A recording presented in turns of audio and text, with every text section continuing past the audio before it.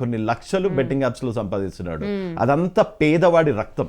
నేను కూడా అంటే మనం ఇది తీసుకుంటున్నాం అని తెలిసిన తర్వాత అసలు ఎవరెవరు నష్టపోయారని సెర్చ్ చేస్తే ఒక YouTubers family wife and husband 10 lakhs పోయారంటండి. వాళ్ళకి రెక్కాడితే గానీ డొక్కాడదు. వాళ్ళు యూట్యూబ్ పెట్టుకున్నది కూడా రెవెన్యూ కోసమే. జస్ట్ ఒక కాల్ చేస్తే ఒక 150 రూపీస్ ఏదో వేస్తారంట. వీళ్ళు అంటే కొన్ని హోటల్స్ కి లేదంటే కొన్నిటికి వీళ్ళు రేటింగ్ ఇస్తే సరిపోతుంది అని చెప్పారంట వీళ్ళకి. అలా ఇనిషియల్ గా మీకు మకావ్ స్కామ్ గురించి ఐడియా ఉందా? మకావ్ స్కామ్ అని ఒక బెట్టింగ్ స్కామ్ నడిచింది. దాని తర్వాత బిట్ కాయిన్ స్కామ్. అసలు ఇండియాలో క్రిప్టో అన్నది లీగల్ కాదు. సో ఇక్కడ ఇండియాలో క్రిప్టో కొన్నట్టు చేసి మీకు ఎట్లా చేస్తారు అంటే ఇంకొక యూట్యూబ్ ఇన్ఫ్లుయెన్సర్స్ 40 లక్షలు దాటి ఉన్న ఇన్ఫ్లుయెన్సర్, ఒక చిన్న పిల్లలతోని కామెడీ వీడియోలు ప్రాంక్ వీడియోలు చేసే ఒక యూట్యూబర్, అతని వల్ల ఒక ఆవిడని ట్రాప్ చేసి 2000 అతను ప్రమోట్ చేసిన యాప్లో 2000 ఇచ్చారు. 2000 ఇన్వెస్ట్ చేయించారు. విత్ ఇన్ 1 hour మీ 2000 10,000 అయిపోయిందని చెప్పారు. ఆశ ఉంటుంది కదా, ఇమీడియట్ గా 10,000 ఆవిడకి ట్రాన్స్ఫర్ చేశారు. తర్వాత ఇంకా ఇది మార్కెట్ చాలా బాగుందండి, ఇప్పుడే ఇన్వెస్ట్ చేసుకోండి అన్నారు.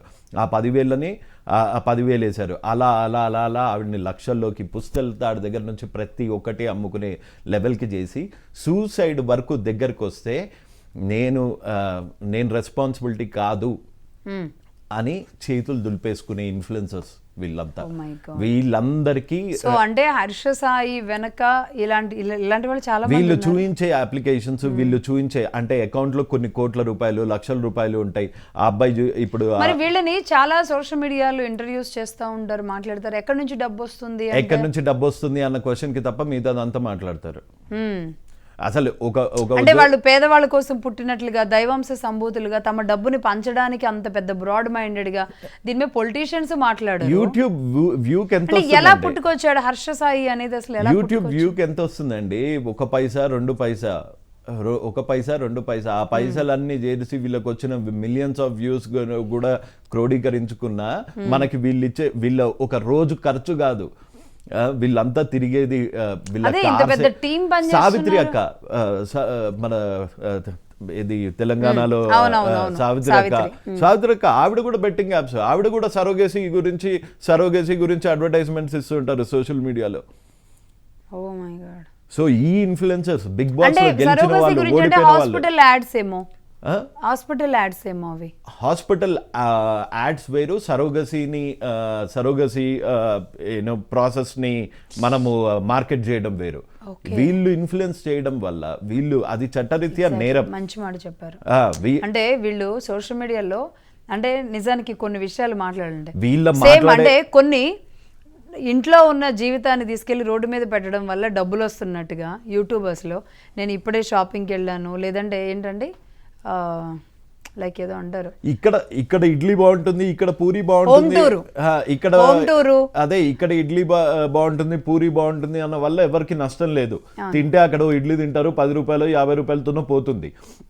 కానీ అదే గనక ఈ యాప్లో నేను 1,00,000 రూపాయలు సంపాదించాను, ఈ యాప్ వల్ల నేను కోటీశ్వరుని అయ్యాను అని చెప్తే, అంటే వాళ్ళు అది చెప్తున్నారు అంటే కనుక వాళ్ళు ఇన్ఫ్లుయెన్స్ చేసే విధానం ఎలా తీసుకొస్తున్నారు? ఫస్ట్ వాళ్ళు కొన్ని సలహాలు, సూచనలు, వంటలు, లేదంటే సజెషన్స్, లేదంటే ఆరోగ్య సూత్రాలు ఇలాంటివి చెప్పుకుంటూ వాళ్ళు వేసుకునే మేకప్ దగ్గర నుంచి, వాళ్ళు వేసుకునే నెయిల్ పాలిష్ దగ్గర నుంచి, కొంటున్న చీరల దగ్గర నుంచి, హోమ్ టూర్ అని ఇల్లంతా చూపించిన దగ్గర నుంచి, పుట్టిన పిల్లల్ని చూపించిన దగ్గర నుంచి, ఇంకొంతమంది అయితే లేబర్ రూమ్ లోకి వెళుతూ కూడా బెడ్ మీద ఉండి కూడా వీడియోలు తీసుకునే పరిస్థితి వరకు. నిజంగా కేవలం డబ్బు కోసమే ఇదంతా చేసేది, డబ్బు కోసము. ఈ డబ్బు మాటన మళ్ళీ వాళ్ళ మెయిన్ ప్రొఫెషన్ కూడా ఏముంటుంది, అదంతా చూపిస్తారు. ఈ అంత ప్రాసెస్ తోని ప్రాబ్లం. అంటే ఇది నార్మల్ పీపుల్ అంతా ఇందులో పడిపోయి ఉన్నారు. అందరూ సోషల్ మీడియాలో ఒక రైతు తన పంట ఎలా పండిస్తానో చూపిస్తాను అంటే ఎవరు చూడరు. అది మళ్ళీ కొన్ని మంచివి ఉన్నాయి. మనకి వైజాగ్లో అతను మత్స్యకారుడు, అతను ఎలా చేపలు పట్టడం అనేది కొన్ని చూపిస్తుంటారు. అలా పనితనాన్ని చూపించేది ఏదన్నా ఉంటే దాన్ని చూడొచ్చు. కానీ ఇంట్లో ఉన్న నీ పర్సనల్ లైఫ్ అంతా బజారుని పెట్టేసి దాని ద్వారా డబ్బులు ఎర్న్ వైజాగ్ లో చేసుకుంటూ మత్స్యకారుడు వీళ్ళు అంటే మా నాని బ్రదర్ అనుకుంటా. సో మా నాని బ్రదర్ కూడా ముందు లోకల్ బాయ్ నాని, మా నాని బ్రదర్ కూడా ముందు ఇట్లాంటి బెట్టింగ్ యాప్స్ ని ప్రమోట్ చేసేవాడు. సో నేను ఒక 6 నెలల నుంచి దీని మీద గట్టిగా ఫైట్ చేస్తున్నాను అన్నమాట. సో మారాడు. నాకు ఒక నిన్న నేను ఒక వీడియో చేస్తే దానికి ఒక కామెంట్ పెట్టాడు, నేను అది స్టోరీ లాగా కూడా పెట్టాను. విత్ యువర్ పర్మిషన్ అది చూపించాలనుకుంటున్నాను, ఇఫ్ యు ఆర్ ఓకే. అయితే అండి, అంటే నేనేమంటున్నా, ఎవరిని సో ఇలా అందరూ కొంచెం రెస్పాన్సిబుల్గా ఆలోచించి ప్లీజ్ మారండి. మారితే మీ వల్ల చాలా మంది లైఫ్ సేవ్ అయిపోతాయి అని పెట్టాడా.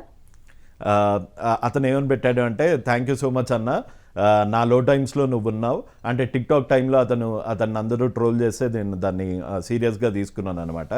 ఈ సెకండ్ నుండి నేను స్టాప్ చేస్తున్నా. I always support you. నీతో పాటు నేను కూడా బెట్టింగ్ యాప్స్ ప్రమోట్ చేసే వాళ్ళని స్టాప్ చేయాలని కోరుకుంటున్నా. జై హింద్. ఓకే.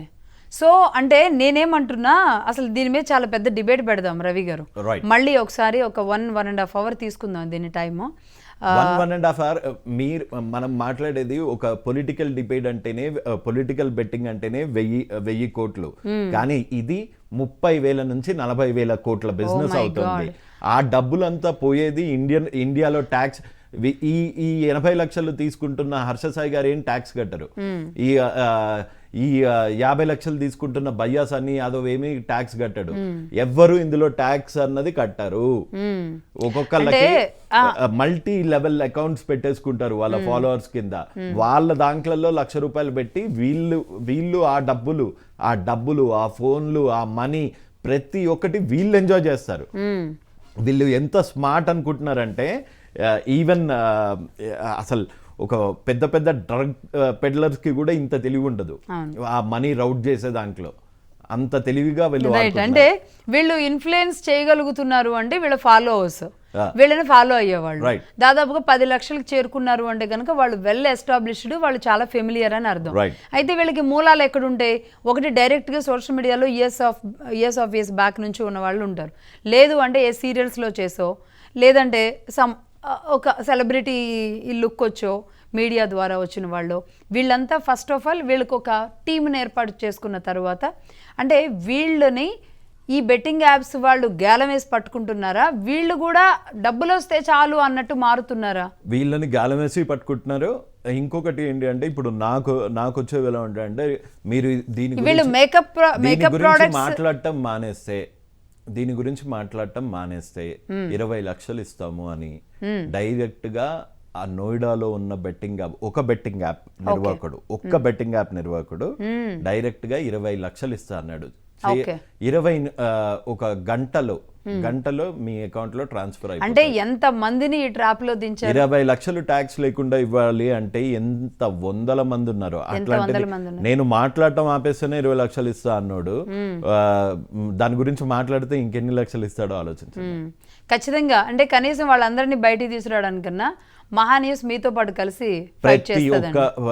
మీతో కలిసి ఖచ్చితంగా మహాన్యూస్ ఫైట్ చేస్తారు. Thank you so much. నేనైతే ప్రతి ఇన్ఫ్లుయెన్సర్కి చెప్తున్నాను, ఇది లేట్ కాలేదు. సో మీరు గనక మారకపోతే డెఫినెట్గా మీ అందరి మీద లీగల్గా నేను ప్రొసీడ్ అవుతాను. ప్రతి ఒక్కరికి నోటీసెస్ ఇస్తాను. మన హైదరాబాద్ కమిషనర్ గారిని ఆల్రెడీ అపాయింట్మెంట్ అడిగాను. వైజాగ్ కమిషనర్ గారిని మన ఎవరైతే హర్ష సాయి లాంటి వాళ్ళని బ్రాండ్ అంబాసిడర్ లాగా పెట్టారో ఆయనకి ప్రూఫ్స్ అన్ని పంపించాను. ఆయనని పర్సనల్గా కలిసి ఆయనకి హర్ష సాయి మీద పోలీస్ కంప్లైంట్ కూడా నేను ఇవ్వడానికి నేను రెడీగా ఉన్నాను. మీ బెదిరింపులకి, వీళ్ళు ఇచ్చే బెదిరింపులకి మీకు బెదిరించిన ప్రూఫ్స్ ఉన్నాయి. మంచి జగనన్న మీద వీడియోలు చేస్తున్నప్పుడు బెదిరింపులకే అస్సలు కూడా జరగలేదు. ఎందుకు మీరు జగన్మోహన్ రెడ్డి గారి మీద ఇప్పుడు కూడా కొంచెం ఇమిటేట్ చేశారు? అంటే నాకు కొంచెం పెయిన్ అనిపిస్తుంది అండి. అన్ని వేల కోట్లు ప్రజాధనమే కదండి. ఎంత కష్టపడి నైట్లు రాత్రులు, నేను నైట్ షిఫ్ట్ లో వర్క్ చేస్తాను, నైట్ షిఫ్ట్ లో అంతా వర్క్ చేస్తే కూడా అంత డబ్బులు రావట్లేదు. ఒక నార్మల్ బీబీఏనో ఆ బిఏనో ఆయన చేశాడో తెలియదు, చేయలేదో తెలియదు, ఆయన లాంగ్వేజ్ చూస్తుంటే అయితే చదువుకున్నట్టు లేదు, ఆయనకు మటుకు 1000 కోట్లు. ఆయన పెట్టిన రూపాయి అంటే మీరు 2004 అఫిడవిట్ చూడండి, 1996 అఫిడవిట్ చూడండి, 2000 అఫిడవిట్ చూడండి, అన్ని రేట్లు ఎలా పెరుగుతుందండి ఆస్తి. మాకు ముందు నుంచి ఉన్నది దీని 2 times 3 times పెరగడానికే 30 ఏళ్ళు అవుతుంది. ఈయనది మటుకు 100 కోట్లు 1000 కోట్లు అఫిడవిట్ కి 200 కోట్లు. పెద్ద ఒక కంపెనీలో చిన్న ఉద్యోగం చేయడం కుదరదు. మీరు ఈ మహా న్యూస్ లో మీరు యాంకర్, మీ ఉద్యోగం ఈజీనా? అలాంటిది 60 కంపెనీలలో మీరు యాంకర్ అంటే నమ్ముతారా? షెల్ కంపెనీస్ 60 కంపెనీలు, 60 కంపెనీలలో ఈయన CEO, బోర్డ్ ఆఫ్ డైరెక్టర్ అంటే ఆపరేషన్స్ మీద ఎంత నాలెడ్జ్ ఉండాలి. ఇదంతా ఈయన డిగ్రీతో సంపాదించిన ఆస్తి. ఇదంతా క్విడ్ ప్రోగో కాదా? ఇదంతా అక్కడి నుంచి వచ్చింది కాదా? ఫేవర్స్ తీసుకున్న వాళ్ళు మీకు ఇచ్చిన కోట్లు కాదా? బయటికి తీస్తే కనుక ఇక అవి చాలా వస్తాయి. సో అంటే ఈ విషయంలో మీకు నచ్చదు. జగన్మోహన్ రెడ్డి గారి మీద పర్టికులర్ గా వీడియోస్ చేస్తూ ఉంటారు. రైట్, నాకు నచ్చదు. సింపుల్. సో ఏదేమైనా మీరు ఉన్నది నచ్చినట్టు చెప్పేస్తూ ఉంటారు. కానీ బెట్టింగ్స్ మీద మీరు జగన్మోహన్ రెడ్డి గారి మీద చేసిన వీడియోలే ఎదుర్కొన్నారు. బెట్టింగ్ల మీద అయితే ఇంకాస్త మరి ఇంటర్నేషనల్ ముఠా ఉంటారు కదా, మరి మరి దీన్ని ఎలా ఫేస్ చేస్తారు? నాకు కొంచెం బేసిక్గా ధైర్యం ఎక్కువ, నాకు తెలిసి. అండ్ ఇంకా పోలీస్ డిపార్ట్మెంట్ మీద కూడా గౌరవం ఎక్కువ. సో నాకు తెలిసి నా పర్సనల్ మీద కూడా నాకు నమ్మకం ఎక్కువ. Okay. So Harsha Sai targeted గా మీరు కంప్లైంట్ ఇవ్వడానికి సిద్ధంగా? హర్ష సాయి ఒకటే కాదు, ఎంతమంది మొత్తం ఇన్ఫ్లుయెన్సర్స్ అందరిది, ఎవరెవరు ఎంత సంపాదించారు, ఎంత తీసుకుంటున్నారు, ఏ అప్లికేషన్ ఏ ఆన్లైన్ బెట్టింగ్ అప్లికేషన్ని ప్రమోట్ చేస్తున్నారు, ఎంత సంపాదించారు, ఎంత రెడీగా ఉంచారు అన్నది, రెడీగా ట్యాక్సులు కట్టకుండా ఏమేం కొన్నారు దాంతో దగ్గర నుంచి మైన్యూట్ డీటెయిల్ దగ్గర వరకు ఉంది. BMW కార్లు ఎప్పుడన్నా చూసారా? హైదరాబాద్లో BMW కార్లు, బీమర్లు, ఈ కారు అసలు ఈ కారు తార్లు అసలు రాగానే వచ్చేస్తున్నాయి తార్లు.